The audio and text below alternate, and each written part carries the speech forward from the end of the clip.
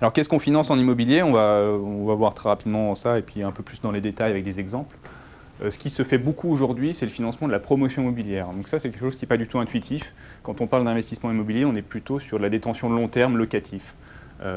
Malgré tout, voilà, les promoteurs ont des bilans et construisent avec une nécessité de fonds propres d'investissement. Eux mettent des sous dans le but de dégager de la marge.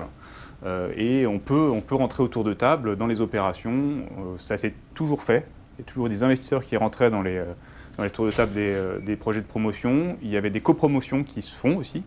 Et là, on a juste permis à des investisseurs d'accéder à ces deals sur Internet avec des tickets de 100 ou 1000 ou 5000 euros.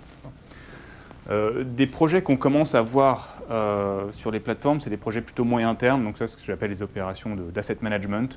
On achète un actif, par exemple un bureau qui est à moitié vide, pas en très bon état, donc on ne l'achète pas très cher.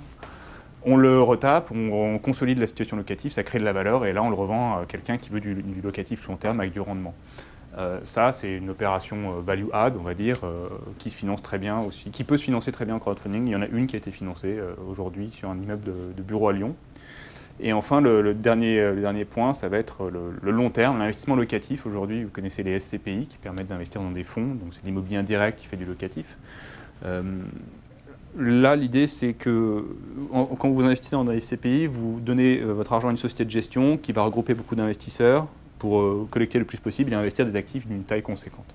Donc il y a de la diversification, c'est de la mutualisation, donc c'est pertinent. Aujourd'hui, ce qu'on a vu apparaître sur les plateformes US, c'est vous choisissez les actifs sur lesquels vous voulez investir.